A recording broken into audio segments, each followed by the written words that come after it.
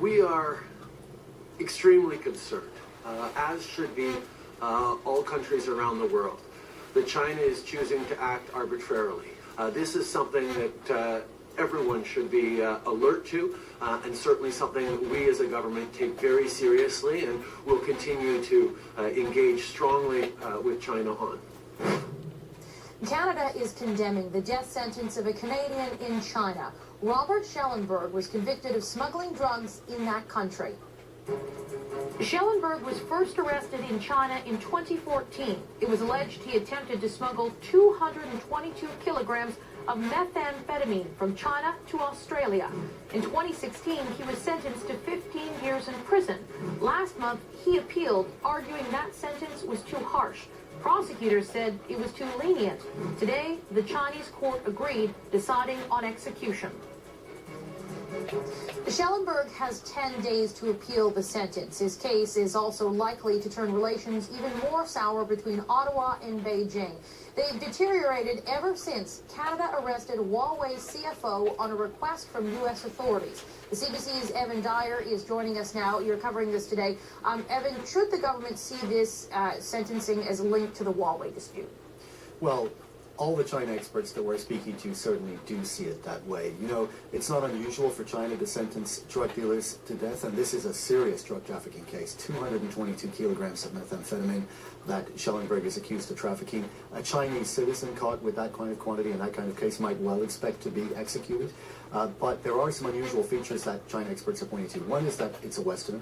And China has executed, for example, a British citizen a few years ago for drug trafficking. It does happen, but it's uncommon, particularly when the person is not a dual national, as is the case here. Schellenberg is not a Chinese citizen. And then another thing is that they changed the original sentence on appeal. So there was an appeal process initiated, we understand, by Schellenberg himself, but it's still unusual, we're told, for a court to go back and alter a custodial sentence and make it into a death sentence when no new evidence has been presented, and there's no suggestion that the lower court made any errors. So we spoke to Steve Tsang, who heads the China Institute at the University of London School of Oriental and African Studies, and he says he certainly sees this as linked. Let's watch it. It does appear as if it is more politically driven than purely a matter of procedure, or that new evidence have come to be known. The Chinese government has not officially linked this case to the case of Madame Mount in Vancouver, but it is giving the impression that it is linked to the detention of Madame Mount in Vancouver.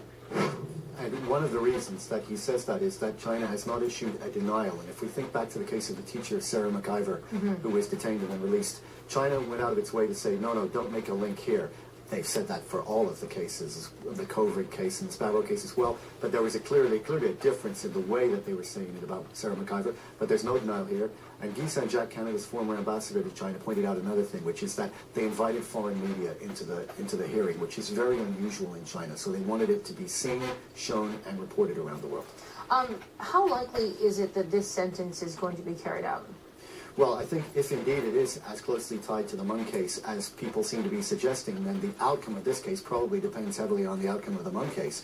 And I suppose the positive thing there is that as long as Madame Meng is in Vancouver and her case hasn't been resolved, that would suggest that Schellenberg is probably safe for now, you know. But, I mean, we have to think this is a country that sometimes rushes convicts literally straight from the courtroom to the execution ground. And that hasn't happened here. If an execution were to happen, though, you have to think that it would probably be seen as a sort of a judicially sanctioned tit-for-tat killing by China. And one can only imagine the effect that would have on Canadian-Chinese relations. And another issue I think we have to watch is that since this does appear to be a serious escalation, Canada has so far resisted raising travel advisories. But there may now have to be a re-examination of that, and that's certainly something we'll be watching if that advisory will now go up, Rick. All right. Thank you very much, Evan Dyer, for joining us. Thanks.